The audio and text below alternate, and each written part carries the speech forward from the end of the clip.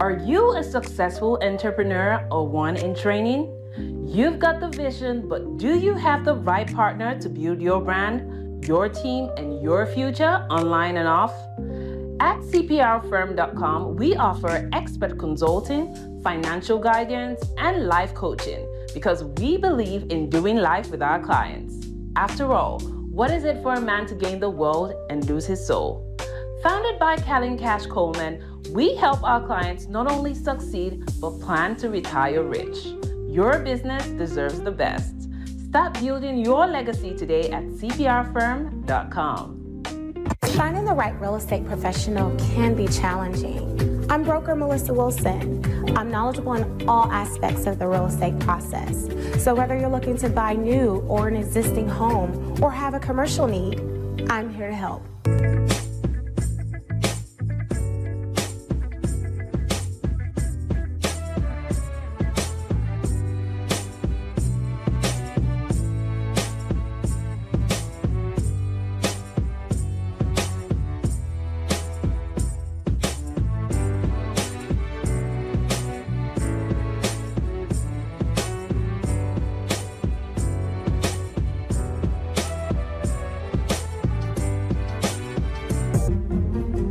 Make sure you pick up my two books that's in Amazon right now. The first one is Passive Aggressive Racism and the System of White Supremacy. And I talk about in that particular book how the system of white supremacy really runs and on our daily lives here in America. In our latest book, 7 Steps to Decolonize the Mind, we go through those steps to try to deprogram you from the system of white supremacy. Make sure you can pick up those books on Amazon.com.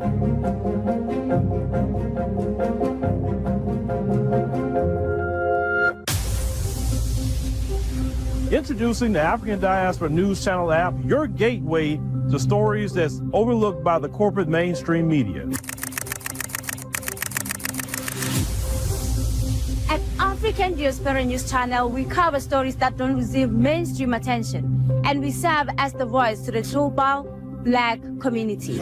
We are committed to informing and educating through the power of media, connecting the African diaspora one story at a time. With our platform, we're helping to end injustice by exposing it. Join us in standing for excellence in journalism and serving our community. Download the African Diaspora News app today. All right, ladies and gentlemen, boys and girls, we are here. We are here. It is Friday, December 20. Running a little late today than normal.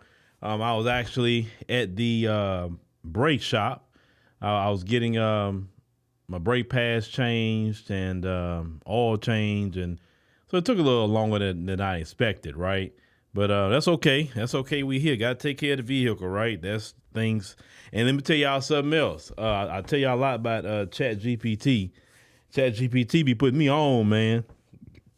If you want to know how to save some money, ChatGPT be giving you the game, man. They be like, man, look, go this shop, that shop. You can try this. I'm like, man. So I tell people all the time, ChatGPT helped me save money on my light bill.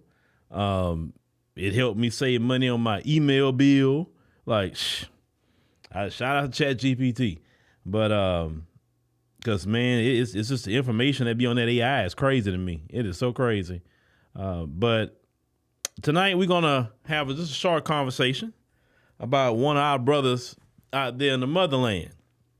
And the video is not a long video, but it's a powerful video. The video speaks a lot of volume, and we want to talk about that. We want to talk about that tonight. But I hope y'all are doing good. I hope y'all are doing good.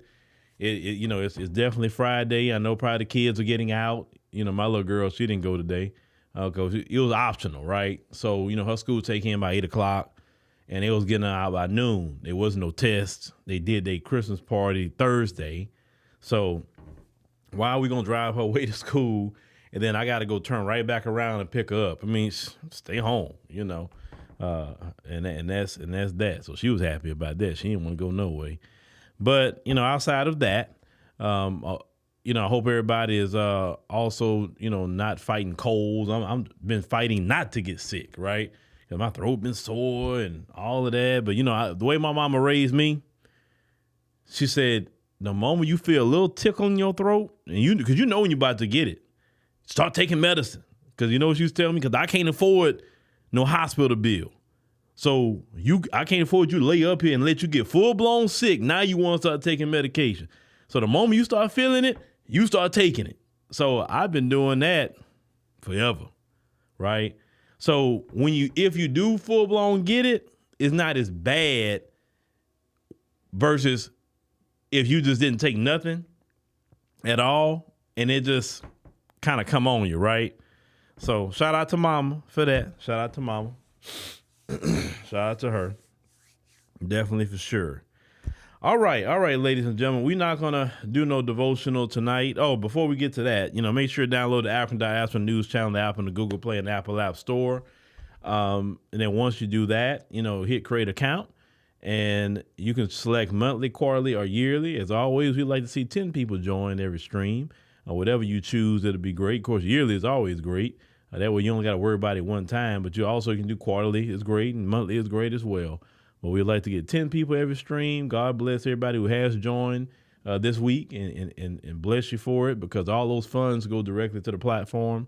When you do YouTube and all these other platforms, they definitely get their cut. Trust me. We do not get 100% of anything. Even the super chats, they get their cut. I think it was like 30% cut they get out of the super chats, versus they say if you get a membership, that goes directly to us. Nobody's cutting 30%. Or if you do a one-time donation, whatever the size is, we have a one-time donation link on our actual YouTube page. It goes directly to us, right? We don't have Cash App. We have Square, because, the way we do business, we couldn't do Cash App, which is fine. I'm cool not being on Cash App like that. But we do Square, right? So you can do Square. Some people use Square a couple of times, right? So cool. That's that. All right, let's go ahead and get started. So don't keep y'all too long. All right, so we got a short video from one of our brothers out there in the motherland. Maybe y'all seen this video. It's not going to take long, but we want to play it, and then we want to go through it. Let's check this out. You were in Africa, you hated your country, you left Africa. Suddenly, the country's flag is in your bio. Why? Baba, remove that thing. If you really love your country, you come back and join us. Do you understand? Join us in the suffering. Because if he wasn't suffering, you won't leave. Let's be honest. All right, short video, 18-second video, but a powerful video. So let's go ahead on and restart this again, ladies and gentlemen. And let's get on in with what the brother has to say. You were in Africa, you hated your country, you left Africa. Suddenly, the country's flag is in your bio. Why? Okay, right there. That's just stop right there. He said you left Africa. You left. Then you want to come to places like the United States of America, and you have the country that you left flag in your bio. You are having Heritage Day parades in America. I'm not going to talk about the countries, but I'm going to talk about America. You waving your flag, you keeping your flag. It's not just one. It's not just Africans either. That's just, we need to be honest. It's the Latinos doing it. It's the Asians doing it. It's any of them. So he's talking about Africa, but it's all of them. So we got to be just honest on that. You have people that say they love Mexico, waving a Mexican flag, but they're not living in Mexico, right? Or they're waving a Chinese flag, but they're not living in China. But they say they love China. Oh, they love their country, but they're not there. And I never understood why people do that. Like, okay, if I love a place, why? And I'm going to bring my flag to a foreign land and waving that flag, not even the flag of the country I'm living in. Because this is the thing. If I felt America was really bad for me and I went to Kenya, why would I be having this American flag all in my bio at that point? Because I left America because America wasn't good for me, whatever the case may be. It didn't treat me right, whatever. So it got so bad that I had to leave America. I went to Kenya. And I'm in Kenya, and other Black Americans are with me in Kenya, and we doing this big Juneteenth parade in Nairobi, Kenya. with all these American flags, the Black American flag. We doing these big parades about Juneteenth and making a big spectacle about Juneteenth in Kenya. Just giving a small example, right? We never waving the Kenyan flag, none of that, but we waving the American flag, or we waving whatever flag we want to, but we say we love America. Oh, we love America so much. Oh, I'm American. I'm not no Kenyan. I'm American, Black American. Okay. When I asked this same question before this video came out, to all the people on the team who live in the motherland right now, like Juan Gale lives there, Effie lives there, Victor lives there, Renelle Way, Naledi, they live there, right? And I asked all of them, what do they think about that? And they said they would think people doing that would be something strange to them. Why are they doing that? And what they really, like, what they're trying to do. They're trying to take over. Why are they trying to wave a different flag instead of the flag of this country, right? Like, what is their plan? Why are they trying to keep separating themselves so much? And I'll say, you know what? That's how we feel here in America when we see that. It's like I said, once again, it's just not African immigrants. It's all of them that do that in America. We see it all, right? And they waving their flag and telling you this, oh, I'm this country, I'm that country. And they do that with ease and comfort, but yet they don't want to be there. I'm going to tell you something else. Well, I'm going to play this again because some of the anti-Africa sentiments that some Black Americans have did not come from them going over there. A lot of it came through people who left their country and got a foreign flag in their bio. And thank God I didn't listen to some of that I say, you know what, let me go see things myself. I've always been that kind of person. You can't tell me something about a place or somebody and I just take it. I hear what you're saying. I take note of it. But I said, let me go see that myself. Let me go discover that myself. Let me go check it out myself. If I would have believed everything that people have said to me in the past about the African continent, I would have never went to Ethiopia in 2018. But it never happened. I would have never went to Kenya in 2019. You understand? I would have never went to South Africa in 2021. I would have went back in 2023. You understand? I would have went back this year when I went earlier. I would have went back that many times. Going back to Ethiopia in March of next year, right? I would have never did any of that if I would have took what everybody has told me, or a lot of people have said, about the African continent. So much so I say, you know what, let's partner with tour companies to take people there if they want to have that kind of experience, because I think people need to see it themselves instead of listening to other people. But some anti-Africa sentiment that some Black Americans have, not all, but some, comes from them who left their homeland but swinging a foreign flag. Now, let's get back to what this brother is saying. Baba, remove that thing. Now, when he said that, I said, that was funny. Remove that ting. I said, you know what? Hey, I said, I may have to start saying that now, remove that ting. Shout out to brother when he said that. I think that was funny. That was funny. You really love your country. You come back and join us. Do you understand? Join us in the suffering. Because if he wasn't suffering, you won't leave. Let's be honest. Now, he said, if you love your country, then you come back to your homeland and you join us in the suffering. You get in there and you start fighting. See, one thing I respect about him and all Africans on the continent right now, who's there fighting every day, and I've met them, and they don't have that attitude that some people run into over here in America. I'm not saying all brothers and sisters from the motherland have his own one. No, that's not what I'm saying. I've met some great people, beautiful people who are African immigrants, right? That talk to me, that watch the show, that live here, etc., right? I have great conversations with them, okay? But some of them that had this sentiment sometime, they won't, against us, but they won't go back to their homeland. You understand what I'm saying? They won't go back and fight. Oh, well, I don't want to go. But some of them, what they'll do, they'll go to Daddy December, though. They'll go to Daddy December, And they'll go do all that in Nigeria and Ghana and everywhere else. And they come, they be happy behind right back to America, right? They don't want to stay over there with them. They don't want to stand and fight. They don't want to be in the trenches. Look, let's mention in Nigeria. I was so proud of those young brothers and sisters in Nigeria when they was doing that SARS protest. And they got and SARS was ended because of that protest.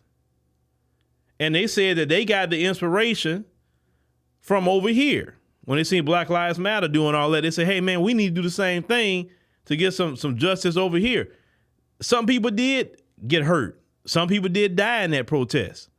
But freedom, some people gonna get hurt trying to get freedom. Some people gonna die trying to get freedom. We know that as Black Americans. If anybody should have left anywhere, it should have been us. They've given us 10 million reasons why we should have left this place and went somewhere. But we stood and fought right here in America. We fought through everything these people threw at us. They threw literally the kitchen sink at Black Americans. And we stood and fight. See, this is why people look to Black Americans as the example of how to fight for justice, because you can't look at a group of people as a symbol of fighting for justice that ran. I have no problem with you going to college in America, getting some certifications, getting a degree, coming on a student visa. I have no problem with that. And you getting a certain education maybe you didn't have over there, but you take that education, that knowledge, and go back to your homeland and apply that knowledge in your homeland to help build up your homeland. I have no problem with somebody going to get education from abroad. No problem with that. But I have a problem when you want to take people who get all this education, they call it the brain drain, take all these people out of these countries and you come put them here in America, but yet you don't go back to your homeland and bring the expertise back to your homeland. Or if you're going to be here, build yourself up for a time, get your a house, establish some businesses, do something in your homeland. That way you set yourself up and you can live like a king. And then you can live in the homeland of yours, right? The goal should always be to go back to your homeland. Now, I understand if you marry somebody from America, so that changes the game for you, right? Of course, because maybe we don't know the situation, but if you're married here, now some people say, I love it in America. I don't want to go back over there. I like where I'm from, but I like how it's a little easier for me, or maybe my degree that I have, I get paid more in America and all that sort of thing. Okay, let's go on that person. Once again, still have some connections back home, because don't abandon back home, because I know not everything is black and white. I get it. It's not. But we talking about those who never want to go back. We talking about those who never want to help out back home, don't want to build back home, or don't even have an idea to go back home. They want to stay right here in America. And the problem is when you have people like that, they're not coming to fight anything. Let's talk about that. You can't expect people, and we talking about us as Black Americans, you can't expect really people who didn't fight where their ancestors come from. You can't expect people to fight here if they didn't fight over there. Like they say the bones were buried and their ancestors been there thousands of years. They did not want to fight for that land where the ancestors been there 1,000 years, 2,000 years, million years. They said, forget all that history. I'm going to come over to America and stay here. And on top of staying here, I'm going to tell Black Americans in particular that place is horrible. That place, the government is bad. It's corruption. The police. Oh, it's so bad. It's better over here. What you Black Americans talking about over here about the police? They are not bad like where I'm from. And some of them have painted the most horrible picture of the African continent to Black Americans. It's true. Some of them have. And that's a shame. That's why Black Americans need to go see some things themselves. But if you do come over here, make sure you give back. Do something back home. Don't come parlay over here. Start a foundation or something, and you giving back. At least if you're gonna stay here, at least give back. Do something. Go do some training for some young brothers and sisters over there to get them the knowledge that you need, that you got, so they can at least help the homeland. If you're not gonna go back, at least do something like that. That way you at least contributing to making the place better, where it won't be a brain drain, because the things that you learned, you can go teach them, those, of course, who are willing to learn and want to learn. You can go teach them, and then they can stay, and then they can do some things, right? I mean, there's multiple ways you can do things back in your homeland. But the fact is, everybody can't run. And once again, if you love your country and you swinging a foreign flag, then you should be there in the fight. And all the African people that I work with, all of them are in their homelands fighting every day. Because we have Nigerians on the team in Nigeria, I get to hear firsthand account what's actually happening in Nigeria. When you see different African people working or doing things here, I don't want people from America that immigrated here, not because they're bad people. No, it's not that. But for me, I'm thinking I'd rather the people live in their particular country, because I can't get the real 411 what's going on in those countries if you don't live there. Like if you over here, I mean, yeah, you know what's going on over here just as much as I do. But over there, you're not living it. It's nothing against you. You're just not living that experience. Sure, you can hear what your family say about them over there, but you're not in the trenches like they are. You're not dealing with the government every day like they are. You know, so when you hear me say, oh, eventually I want to get some Caribbean reporters and stuff like that, be honest with you, I want them to be in the Caribbean, living there every day, seeing what's going on in whatever country we look into, fighting every day for their homeland. I don't want a bunch of people that lives here, because really that's like getting another American mindset if you think about it.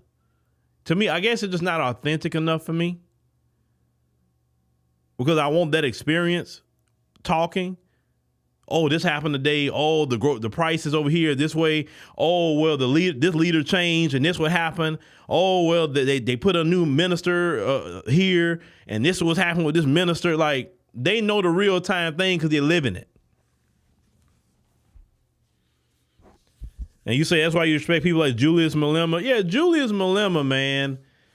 You know, Julius be cooking, man. Julius, you know, South Africa is a different dynamic. You know, because before the election, I remember when I was out in April, I was talking to people about Julius, and you know, his own country men will say, yeah, in one instance, we really like what Julius is doing about the racism and all that, but a lot of them was afraid he was going to run off businesses, and they were talking about him basically being like an accelerationist in a lot of ways. That's what they was kind of talking about.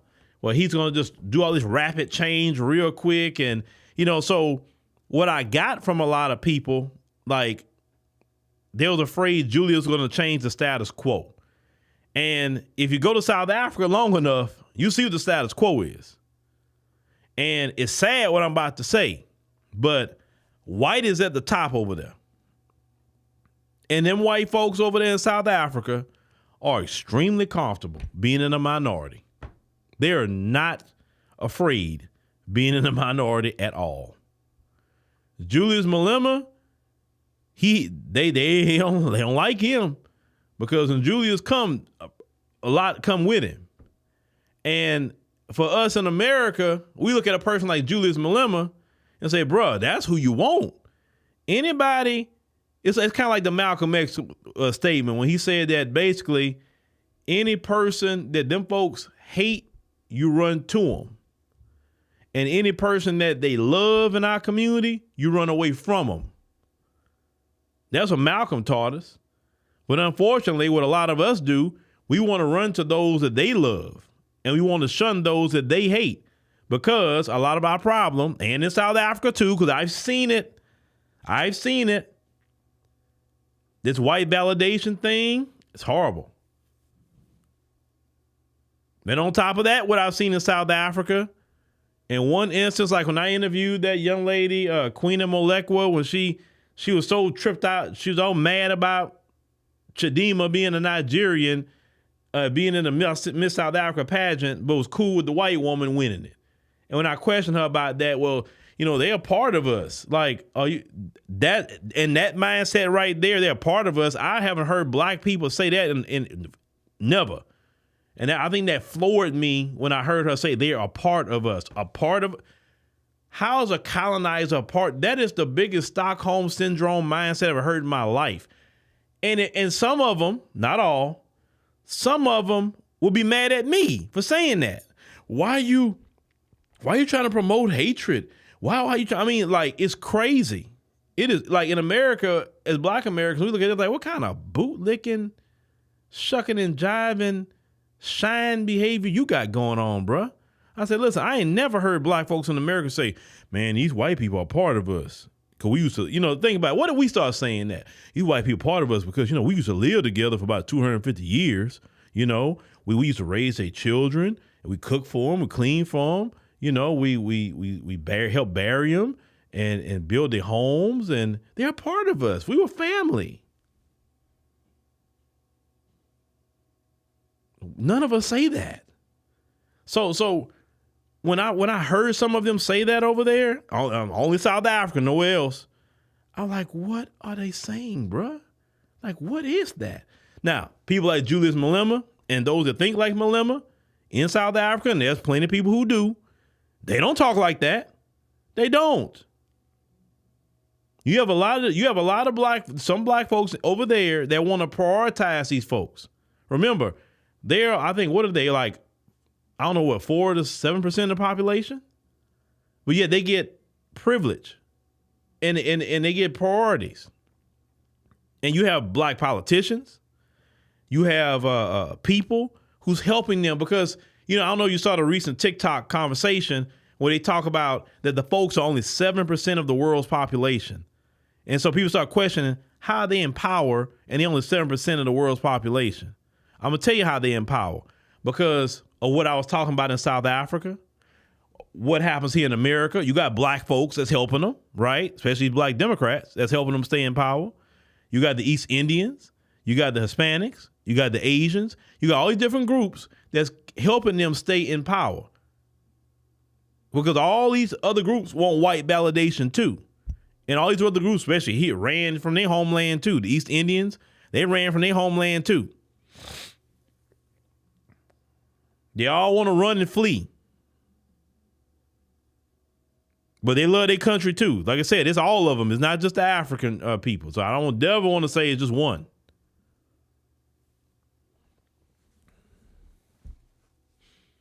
Yeah, the Get Out song. Yeah, I'm telling you, some of that self-hate that I've seen with some brothers and sisters in South Africa, it's bad, bro. It's bad. You start going in, like I think Renelle Way had told me a story. One time she was having a conversation with me about some issues on a communication we was having. And, I was, she told me something about them folks. So I kind of went in about, what was going on with them folks over there.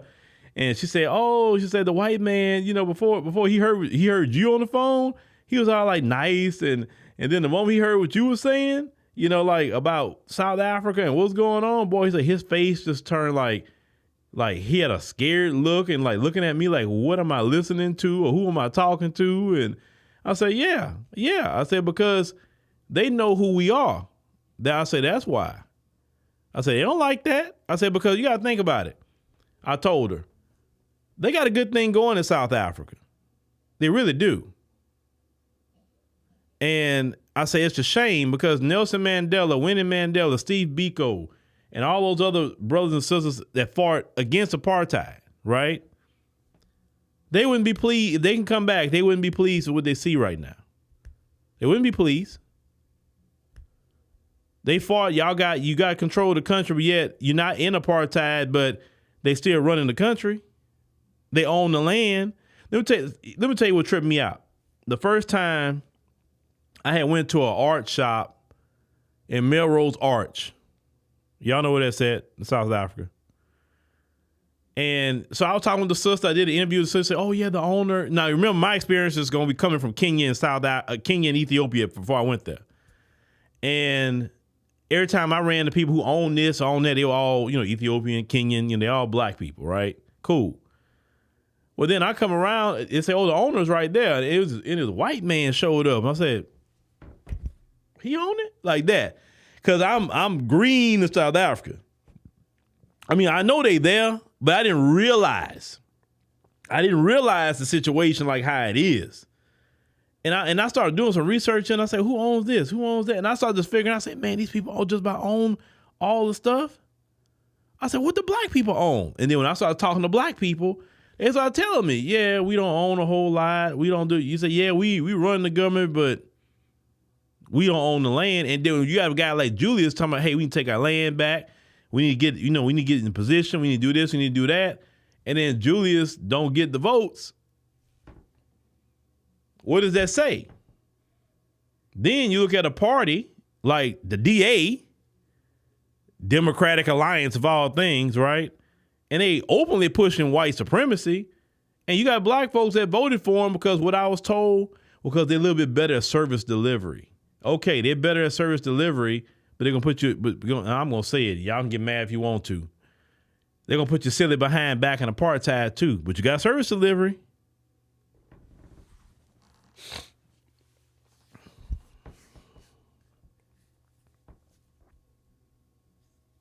And people get mad at what I'm saying, but say I'm lying though. Tell me I'm lying about what I saw with my own two eyes. Tell me I'm wrong for what I've been told by people who live there. Just tell me I'm wrong. If I'm wrong, just prove me I'm wrong. Y'all brothers and sisters in South Africa got to stand and fight, man. And some of y'all are. Not all of you not on that. No, I won't say that. But more of you got to stand and fight. That same energy that some of you got for illegal immigration, and I understand about illegal immigration because we got a big problem in America. But reality speaking, and I've said this before, and any of you can challenge me on this. Nigerians, Mozambicans, wherever they coming from, Ethiopians, they don't own your land like that. They don't. You don't see Nigerians taking over Cape Town. You don't see Ethiopians, trying to look at you funny about restaurants you go into in your land. But yet we've been having reports, black people, even from America, that walk in certain restaurants, right? They don't realize that they're not from there until they open their mouth. The white folks looking at them funny until they hear them talk. Or like, what you doing? They like acting like we in America. Well, I'm not gonna say America because them folks know who to pull that on here. But acting like in some places in America, right? But you in a whole African country. Yeah, I don't know why I went there about South Africa, but y'all got to fight for your homeland, man. And I love South Africa, but you got to fight for your homeland. It's a whole new fight that you got to have, unless you're going to be in apartheid. And I tell you this much, if you let DA take you back to apartheid, that Helen Zille and John Steenhouse and them people, they are rabid white supremacists. They are. And I knew they were just by the look of them. Look, black Americans, hold on, come to me. You know that look, right? You know that look when they not that way, and you know the look when they are that way. Y'all know the look I'm talking about, right? Do y'all know the look? We know it. They ain't gotta say nothing. We just can look at them and we can tell. And we can look at them and tell they're not that way. It's a certain look. Now you can say, well, that's y'all discernment. Y'all have a discernment of that. That could be true.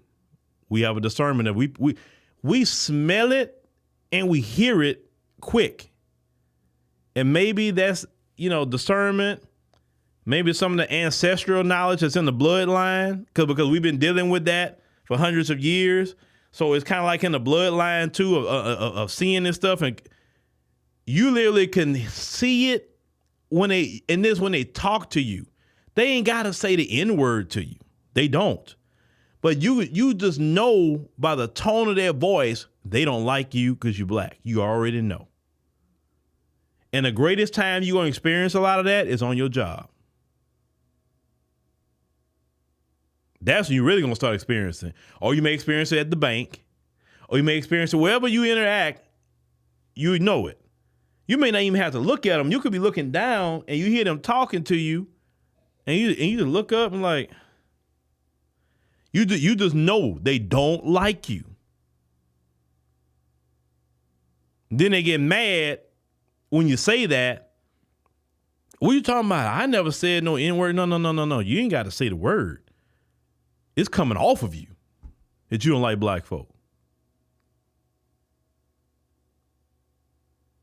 And when I talk about that John Steenhausen guy and the Helen Zille woman in South Africa, them two, they don't like black people. They are rabid white supremacists. I would tell them that to their face. I say, y'all are some sneaky, conniving, deceptive white supremacists. You don't like black people. You want black people subservient underneath you. And I know you got bootlicks around you because they want white validation too. Even though they may be in a higher position than you, they still want white validation.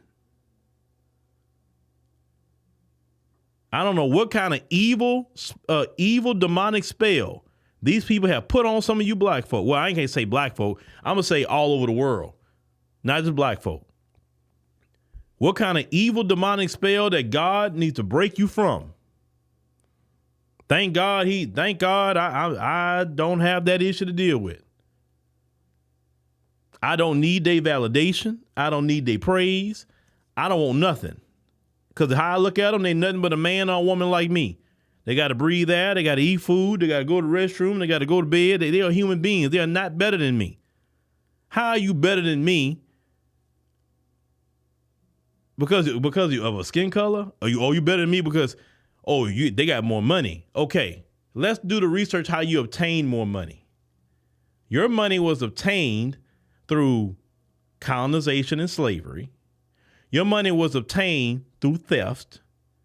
Your money was obtained through mass genocide and murder. Like, I don't envy that. Now, I respect people who work hard, who do it honest, and they come up. I got no respect for that. From it don't matter what man or woman, it don't matter what community they come from. I respect it. I don't respect people who got it the way I just described. So I don't have respect. I don't care if you got $1 trillion. I don't respect it. If you come from this long bloodline of people and you had my ancestors enslaved, that's how you got your money. You just kept that slave money all the way up until 2024. Because you got plenty of them still got that slave money or that colonization money. I don't respect your bloodline. I hope your bloodline is cut off today. Look, me, if that's in your bloodline and you didn't repent and you didn't do what's right before God, you know what I say about all of you? I hope you are cursed with a curse. I hope you can't reproduce. And I hope your bloodline ends with you. Because black folks need to get back to their ancestral power anyway and their godly power. Because God said, I'll bless those who bless you and I'll curse those who curse you. And also, we can curse too. And I'm not talking about MFer. I'm talking about true curses. I remember that the sister from Cameroon, Clarice, who always do stories about this witchcraft and all this stuff people be doing to each other, juju and everything else. And I'm like, why y'all doing that on each other? Why don't you do it on them people that's oppressing you? Don't do it on each other. Another black man or woman ain't doing nothing to you. Go do it on the people that's oppressing you. Put it on them. Why you gonna do it to each other? That's the only thing I'm gonna ask you. Why do it to each other? Yeah, I'm not like everybody else. Yes, I believe in blessing And I believe in cursing. And may God curse every last one of them. And in a way, God has cursed them. In a way. If you know your Bible, only God can curse the womb. You can't do it. Only God can curse the womb. Now, when God cursed the womb, okay, you don't really reproduce. It don't matter what you do. And I know to try to get out of the curse, let me go reproduce with black people because that's the only people that can probably save me. Let me reproduce with some Africans or whatever. It don't matter what you try to do. You'll never escape the curse of God. You just never do. It won't happen. Because you have to pay for what you done. As I say, I don't envy people who've gained things through the means that we discussed. I don't envy that. Actually, I pity that. And then when people say, well, I had nothing to do with that.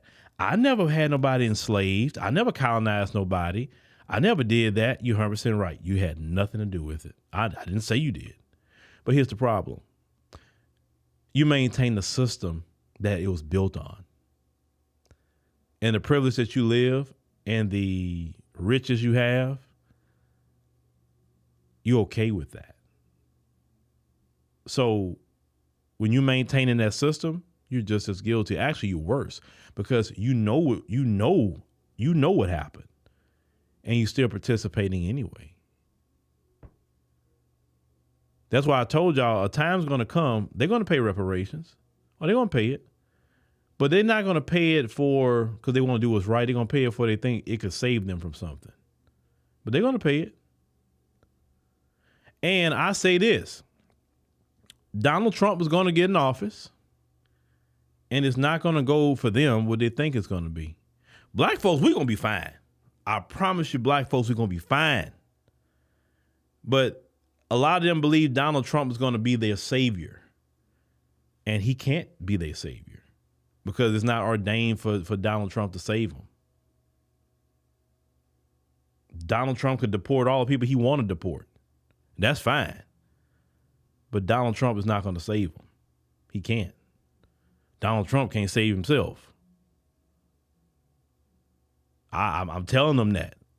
They're going to be complaining about Trump too. But it's not Donald Trump that got you in the position that you're in. It's not Trump. Some things are above Trump. The problem is you're dealing with the Lord, and the more you keep attacking God's children, the more you don't do right by God's children. Listen, y'all know what I'm talking about. You don't do right by God's children. And the more and more you try to harm God's children, you try to prevent justice to God's children, the more you're hurting yourself. You say, I'm not giving those black people no reparations. I'd rather give it to the illegal migrants. And the illegal migrants going to take and have been taking way more money out of your back pocket than what reparations would have been. It'd have been cheaper for you to pay reparations. But you're dedicated to doing wrong to God's children. And the same migrants that you're bringing to this country, they don't like you. They really don't like you. You think they do? They don't like you. When they get their numbers up and they get in positions of power, and watch how they act. They're gonna have no need for you. You brought them in and say, "Oh, you know what? I'm going to replace God's children with these people. I'm going to take care of these people. I'm going to do this and that and the third with these people because I'm going to use them to harm God's children." Listen, you can't harm us. You can't. You've done everything in your power to harm us, and we still here. You ain't figured that out? We have the power of God in us. That's why we survive. You have given us the worst health care, the worst food, mass incarceration, the worst jobs, drugs, the worst environmental air, the worst water, the worst education, all kind of things you've done to us. You try to take us out with the crack cocaine. You try to do all kind of things to us, right? And you realize we still here? Even a global pandemic came by. Yes, some of us did pass away from the pandemic, but reality speaking, and I said this, and I'm gonna say it again, we would have never had a vaccine if that just was taking us out. The reason why they hurry up and got a vaccine in the pandemic was because it was taking them out. Tell me I'm lying. When would they develop a medication that's going to help black folk specifically? When have you seen that? Oh my God, something happened to black people. Oh my God, let's go hurry up. We got to hurry up and create something because these black people, man, please. If it was only affecting us, man, if 10 million of us would have passed away in the pandemic and nothing really happened to them, they'd be like, ooh, man, solving the black problem. Or in Europe during the pandemic, what was happening over there? And you remember the publications was upset, like France 24. How come the Africans, they're not suffering like this? How come the Caribbean isn't suffering like what is going on? They were freaking out that the Caribbean and the Africans wasn't having that problem. And the only place that was having a problem or who had the most deaths during the pandemic on the African continent was where? South Africa.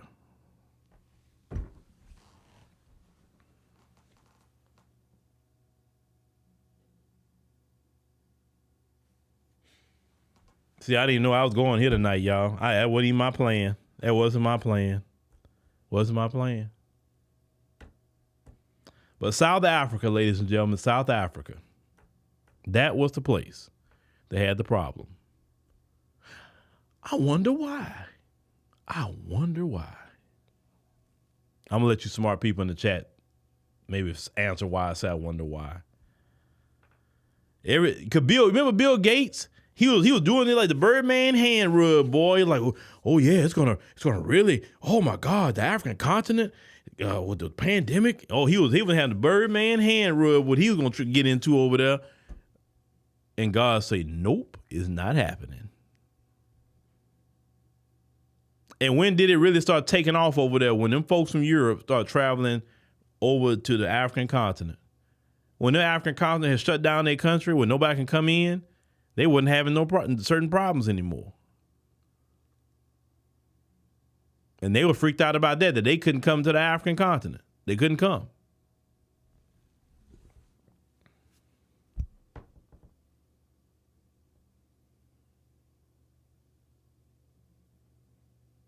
That's why I tell people, mark my words, by 2030, this world's going to be a different place. You're not going to know. You're not going to recognize it. It's going to be a different place. I don't know how different, but 2030, that's a date I'm seeing, 2030. These folks, I'm telling you, every year, their power is diminishing, the influence is diminishing, and they're trying their best to save it. The Western world is trying their best to save their power, influence, but it's been ordained to go down, and it's going to wither like a vine. It's going to wither slowly, and because it's withering slowly, they ain't gonna know how to fix it because it's withering slowly. Listen. Remember what Donald Trump said? He said, we are a nation in decline. Think about what Donald Trump keeps saying. We are a nation in decline. He said, he keeps saying, make America great again because he knows America is not great. He knows that. Why he keeps saying, make America great again? We are a nation in decline. We are failing as a nation. Why do you think he keeps saying that? Pay attention to why he keeps saying it. He keeps repeating it. It's not a campaign slogan that we are a failing nation, we are a declining nation. That's not really a campaign slogan most people are going to go with.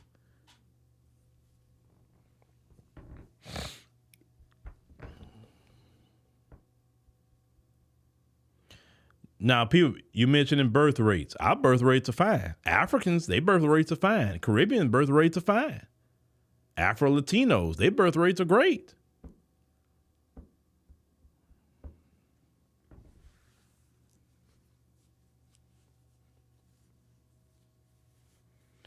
You say it's a lot different from a year ago? Oh, yeah. Oh, yeah. It is a lot different. I'm going to tell y'all what. Let me tell you when I noticed a change. 2019. That was the year. After 2019, if you think about it, after 2019, it started spiraling down for their global rule and influence. They want to get rid of TikTok. TikTok, just that knowledge alone on TikTok has been destroying their system. That's why Democrats and Republicans want to get rid of TikTok, because people have been finding out their lies. Listen, y'all realize how significant, y'all may not think much of it, but this recent thing with the spending bill, when they had a spending bill of 1,500 pages and Elon Musk and Vivek Ramaswamy went through it and realized Congress was giving themselves a $69,000 raise. In the midst of all this suffering Americans, they giving themselves a raise. That shouldn't even be legal for them voting on their own pay raises. Everybody who got a job, would you like to vote for your own pay raise? And their own medical benefits, right? They were having money in there to build stadiums and all kind of stuff off our tax dollars. So they took it from 1,500 pages down to, I think, like 100 pages, getting rid of a lot of stuff that shouldn't be. But these people have been doing that. That was never happening before, that Americans are now going through what they're doing. And what's going to end up happening, I see coming, when they keep going through the books, you're going to discover money laundering by a lot of these senators, Congress people, ambassadors. It's a lot of money laundering going on. And I really believe that's going to be a major scandal once they really start going through the books, is money laundering, but with taxpayer dollars. Because all these little bits they putting in bills where you can't find out about it and the president signs off on it, oh, them days are coming to an end. And the status quo Democrats and status quo Republicans that want to keep that. Because how is it that you got a job paid $175,000 a year, but then you come out of Congress or the Senate a millionaire? How does that happen? People need to look into that. Nobody's job that I know work their job and get paid $175,000, and after about 5 years on the job, they making $4 or $5 million a year on the same job. No. They need to start going through that, and y'all need to start looking at these lobbyists. All that system need to be broken apart. And I believe really during this presidency with Donald Trump, a lot of that's going to be uncovered. And Trump going to break a lot of their system up because it's going to be to his advantage that he break it up. Trust me, I think Trump going to do a great thing. Tear their system up, Trump. Go ahead and tear it up. I'm with you, Trump. Tear it up. Because the status quo has been nothing good for black folk. The whole status quo keep black people at the bottom, underpaid, underfed, underhoused, undereducated, no health care. So, yeah, Trump, tear their system up. Let's start off from scratch. Especially girl Nancy Pelosi. Please do some investigations into her. Please. She should be going to jail for insider trading at minimum.